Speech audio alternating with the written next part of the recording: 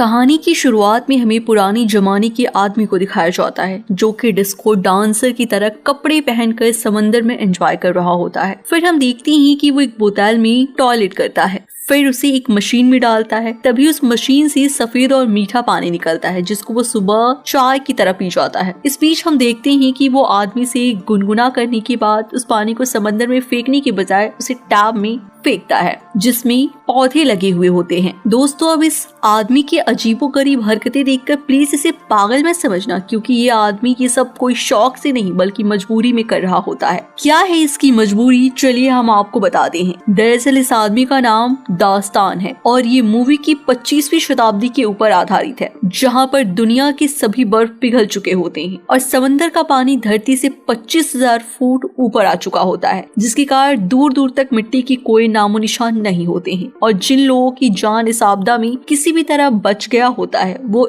इसी तरह समंदर में भटक रहे होते हैं और इस बात का भरोसा है कि कहीं ना कहीं ऐसा जगह होगा जहाँ पर ठोस मिट्टी होगा, वहाँ पर इंसान सरवाइव कर पाएंगे। इसलिए ये लोग ठोस मिट्टी की तलाश में भटक रहे होते हैं। फिर हम दास्तान को देखते हैं जिसे भूख लगी होती है, इसलिए वो समंदर में कुछ खाने की तलाश में जाता है, लेकिन काफी देर मशक्कत करने के बाद भी उसके हाथ कुछ नहीं लग पाता। फिर जब वो अपनी नाव के ऊपर आता है तो उसे एक और दूसरा नाव दिखाई देता है और दास्तान उसे देखकर बात करने की कोशिश करता है। वो कहता है कि समंदर में अगर कोई अजनबी एक दूसरे के साथ मिलते हैं तो वो लोग एक दूसरे का सामान अदला बदली करते हैं, लेकिन वो आदमी उसके साथ कोई भी सामान की अदला बदली करने से मना कर देता है और कहता है कि मैं भिखारी के साथ अपनी कीमती सामान को अदला बदली नहीं कर सकता। दरअसल उस आदमी ने दास्तान की जहाज पर लगे संतरे के पेड़ से एक चुराया होता है, इसलिए वो दास्तान को और उसकी बातों को इग्नोर करके वहाँ से निकलने की कोशिश करता है। लेकिन तभी वहाँ पर दो समुद्री लुटेरे आ जाते हैं, जिसको देखकर वो आदमी दास्तान को संतरे दिखाकर अपनी वोट को लेकर वहाँ से भागने लगता है। लेकिन दास्तान जहाज चलाने में काफी एक्सपर्ट होता है,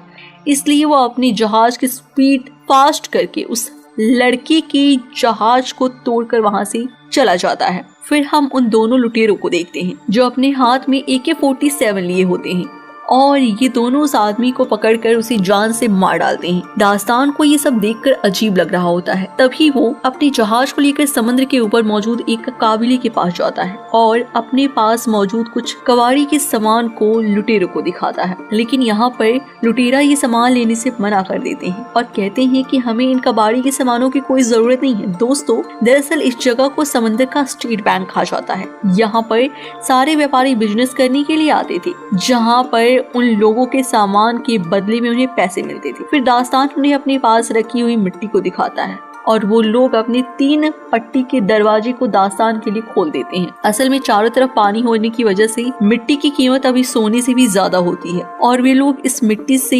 अनाज की खेती कर सकते हैं। फिर वे लोग उसे मिट्टी को वजन करते हैं और दास्तान को उस मिट्टी के लिए 4 टका देते हैं। फिर दास्तान उन लोगों से कहता है कि इस मिट्टी के लिए हम 4 टका नहीं बल्कि 8 टका लेंगे, जिसके लिए वो लोग मान जाते हैं। इसके बाद हम देखते हैं कि दास्तान उन पैसे को लेकर एक दुकान पर जाता है, लेकिन वो दुकान सिर्फ एक नाम का होता है क्योंकि उस दुकान में कोई भी ऐसा सामान नहीं था जिसे दास्तान खरीद सके। इसलिए दास्तान वहाँ पर पैसे देकर सिर्फ पानी पीता है और टमाटर का एक पेड़ खरीदता है, जिसके लिए उसे अपने आधे पैसे उस दुकानदार को पे करना पड़ता है, जिसका नाम देवसेना होता है। और अब दास्तान जो अपने सामान को लेकर वहाँ से जा रहा होता है, तभी वहाँ काबिले के कुछ लोग आ जाते हैं जो उसे काबिले की एक लड़की के साथ संबंध बनाने के लिए कहते हैं और साथ साथ वो लोग ये भी कहते हैं कि ये लड़की जब तुम्हारे बच्चे की माँ बन जाएगी तब तुम्हारी हमारी जहाज की सभी कीमती सामान को लेकर यहाँ से जा सकते हो, कोई तुम्हें नहीं रोकेगा। दरअसल दोस्तों, वो लोग दास्तान को उस लड़की के साथ संबंध बनाने के लिए इसलिए कह रहे होते हैं क्योंकि दास्तान काफी शक्तिशाली और ताकतवर मर्द होता है, इसलिए उसका जो बच्चा पैदा होगा वो भी काफी शक्तिशाली होगा। लेकिन दास्तान उस लड़की के साथ संबंध बनाने से साफ मना कर देता है और वहाँ से जाने लगता है,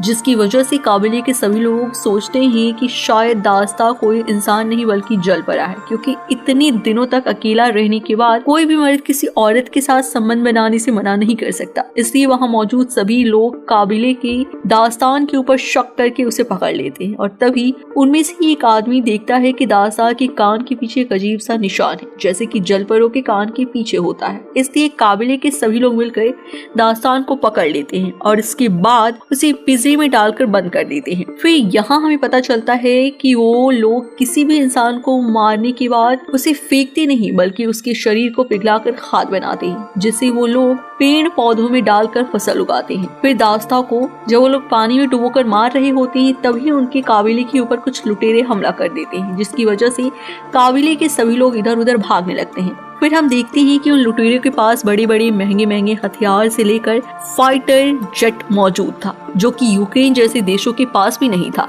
फिर वो लोग अपने महंगे हथियार से काबिले के ऊपर अंधाधुंध गोलियां चलाने लगते हैं, जिससे कि वो काबिला पूरी तरीके से तहस नहस हो जाता है। फिर इधर देवसेना दास्ता को डूबते हुए देखकर उसके पास आती है और उसे कहती है कि मैं तुम्हें बचा सकती हूँ, लेकिन इसके लिए एक शर्त है, तुम्हें अपने साथ हमें लेकर चलना होगा। अब मजबूरी में उसे दास्ता को यस कहने के अलावा कोई दूसरा चारा नहीं होता है, इसलिए वो हाँ कह देता है। फिर देवसेना अपनी बेटी जलिया को लेकर दास्ता के साथ निकल पड़ती है। फिर यहाँ हम देखते हैं कि जूलिया के पीठ पर से एक नक्शा होता है।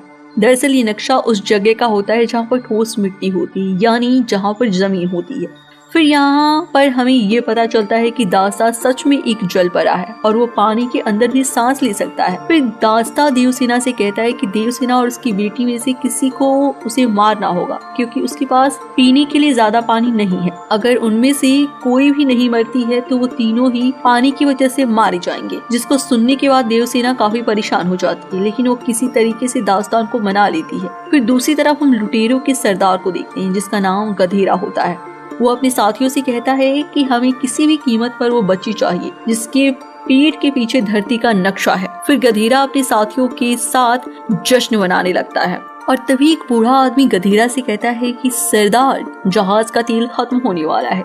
जिसे सुनने के बाद गधेरा आग बबूला हो जाता है और यहाँ पर हमें पता चलता है कि गधेरा अंधा होने के साथ साथ सनकी भी है। फिर गधेरा अपने एयरफोर्स को उस टैटू वाली लड़की को पकड़ने के लिए भेज देता है। तभी हम दास्ता को देखते हैं जो अपने जहाज में देवसेना और जूलिया को लेकर जा रहा होता है, लेकिन तभी यहाँ पर गधेरा का एयरफोर्स आकर उनके ऊपर हमला कर देता है, जिसको देखकर दास्ता हथियार लाने के लिए जहाज के नीचे जाता है। लेकिन देवसेना को लगता है कि शायद दास्ता उस एयरफोर्स को देखकर डर गया है, इसलिए देवसेना वहाँ पर मौजूद एक हथियार से फाइटर प्लेन के ऊपर शूट करती है, लेकिन उसकी जो रस्सी होती है वो सीधा जाकर उस प्लेन में अटक जाती है, जिसकी वजह से वो प्लेन उस जहाज के चारों तरफ गोल गोल घूमने लगता है। और तभी वहाँ पर दास्ता किसी भी तरीके से उस रस्सी को काट देता है, जिससे वो प्लेन फ्री होकर वहाँ से चला जाता है। लेकिन यहाँ पर ये सब गलती देवसेना ने की थी, इसलिए दास्ता देवसेना के ऊपर गुस्सा होता है और उसकी और उसकी बेटी का बाल काट देता है। इसके बाद तीनों जब समंदर में भटक रहे होते हैं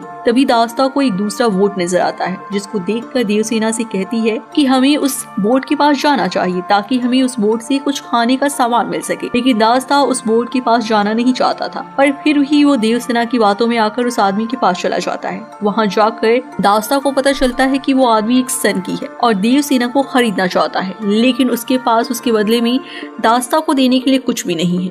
वो आदमी दास्ता को कागज दिखाता है, क्योंकि कागज की कीमत अभी कुछ ज्यादा होता है और दुनिया में कहीं पर भी कागज नहीं होता है। इसलिए दास्ता देवसेना को आधे घंटे के लिए उस आदमी को दे देता है। लेकिन जब वो सनकी आदमी देवसेना का वस्त्र हरण कर रहा होता है तभी वहाँ पर दास्ता पहुँच जाता है और उस आदमी से कहता है कि हमारा डील खत्म हो चुका है, जबकि दास्ता देवसेना के साथ 5 मिनट भी नहीं हुआ था। इसलिए उस सनकी आदमी का दिमाग सटक जाता है और एक चाकू लेकर दास्ता को मारने की कोशिश करने लगता है, लेकिन दास्ता काफी शक्तिशाली और ताकतवर होता है, इसलिए उल्टा दास्ता ने उस आदमी को मार दिया। फिर अब दास्ता को पता चलता है कि देवसेना और जूलिया भूखी है, इसलिए दास्ता पानी में कूद जाता है और एक मछली पकड़ कर लाता है, जिसके बाद वो सभी मिलकर उस मछली को खाते हैं। और इसके साथ साथ हम ये भी देखते हैं कि जैसे जैसे दिन गुजर रहा था दास्ता और देवसेना के बीच दूरियां भी कम हो रही थी। वो दोनों काफी अच्छे दोस्त भी बन चुके थे। इसी दौरान एक दिन दास्ता देखता है कि उनके जहाज के पीछे एक नाव है, जिसको देखकर दास्ता को कुछ समझ नहीं आता है, पर जब देवसेना उस जहाज को देखती है तो वो समझ जाती है कि वो जहाज समुद्री लुटेरों का है। इसलिए वो दास्ता को बताती है कि वो समुद्री लुटेरे हैं और वो लोग जूलिया के पीछे पीछे पड़े हुए हैं, क्योंकि जूलिया के पीठ के पीछे दुनिया के आखिरी छोर में मौजूद धरती का नक्शा है। जिसको सुनने के बाद दास्ता देवसेना से कहता है कि ऐसी कोई भी जगह नहीं है। लेकिन यहाँ देवसेना दास्ता को समझाने की बहुत कोशिश करती है और कहती है कि हाँ होती है, क्योंकि उसी जब जूलिया मिली थी तब जूलिया के पास मिट्टी थी और मिट्टी सिर्फ धरती पर ही मिलता है। फिर यहाँ हमें पता चलता है कि जूलिया देवसेना को पानी के बहुत बहते हुए में मिली थी। इधर दास्ता को देवसेना किस बातों पर गुस्सा आ रहा होता है, तभी वो देवसेना को एक बॉक्स में डालकर समुद्र के नीचे लेकर चला जाता है और वहाँ पहुंचकर देवसेना देखती है कि समुद्र के नीचे बहुत सारे आलीशान बिल्डिंग हैं जो कि अभी पानी में डूब गए हैं। फिर जब वो लोग पानी से बाहर आते हैं तो देखते हैं कि समुद्री लुटेरे उनके जहाज के ऊपर कब्जा कर चुके हैं और वो लोग अब इन दोनों को भी पकड़ लेते हैं और जूलिया के बारे में पूछते हैं। लेकिन दास्ता और देवसेना कहते हैं कि उन्हें जूलिया के बारे में कुछ भी नहीं पता है। जिसको सुनने के बाद लुटेरों का सरदार गधेरा को सर में दर्द होने लगता है और अपने लोगों को दास्ता और देवसेना को मारने के लिए कहता है। पर दूसरी तरफ हम जूलिया को देखते हैं जो जहाज के नीचे छुप गई थी और वो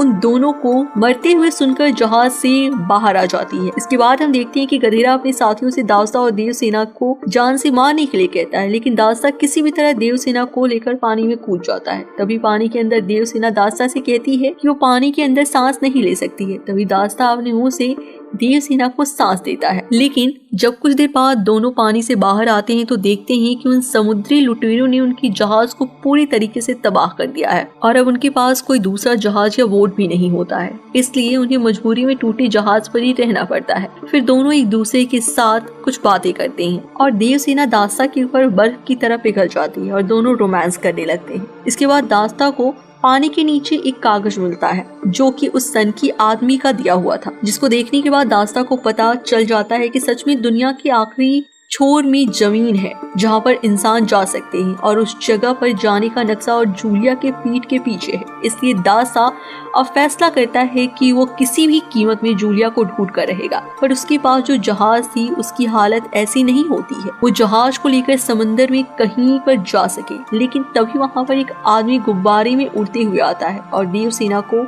उसका नाम लेकर पुकारता है और जब देवसेना उस आदमी को देखती है तो उसे पहचान लेती है। दरअसल वो आदमी देवसेना के काबिले में रहता था, इसलिए वो आदमी देवसेना और दास्ता को अपने उड़ते हुए गुब्बारे में बुला लेता है। फिर दास्ता गुब्बारे में बैठकर उस समुद्री लुटेरे को ढूंढने लगता है। काफी देर तक ढूंढने के बाद दास्ता को समुद्री लुटेरे का जहाज मिल जाता है और दास्ता किसी तरीके से छुपते छुपते उनकी जहाज के ऊपर चढ़ जाती है। और अब दास्ता गधेरा के पास आकर कहता है कि जूलिया को मेरे हवाले कर दो, लेकिन गधेरा जूलिया को उसके हवाले करने से मना कर देता है और कहता है कि तुम्हें यहाँ से कोई भी जिंदा वापस लेकर नहीं जा सकता। जिसके बाद हम देखते हैं कि दास्ता अपने पास मौजूद एक बम को पेट्रोल टैंक के अंदर डाल देता है, जिससे वहाँ पर एक तेज धमाका होता है और कई सारे समुद्री लुटेरे मारे जाते हैं। इसके बाद दास्ता जूलिया को ढूंढने लगता है और तभी हम देखते हैं कि गधेरा जूलिया को लेकर प्लेन में कहीं पर जाने लगता है। लेकिन इससे पहले वो वहाँ से निकल पाता, दास्ता यहाँ आकर किसी तरीके से उस प्लेन को क्रैश करवा देता है और दूसरी तरफ उड़ते हुए गुब्बारे वाला आदमी वहाँ पर आ जाता है और दास्ता और जूलिया को गुब्बारे के ऊपर चढ़ा लेता है। और इसी बीच दास्ता देखता है कि उस जहाज से एक बड़ा सा धमाका होता है और सभी लुटेरे मारे जाते हैं। फिर मूवी के एंड में हमें दिखाया जाता है कि काबिले के एक बुजुर्ग को नक्शे की अच्छी समझ थी, जिसकी वजह से सभी लोग फाइनली उस जगह पर पहुंच जाते हैं जहाँ ठोस मिट्टी होती है और सभी लोग बहुत खुश हो जाते हैं और दास्ता और देवसेना हमेशा हमेशा के लिए साथ हो जाते हैं। और ये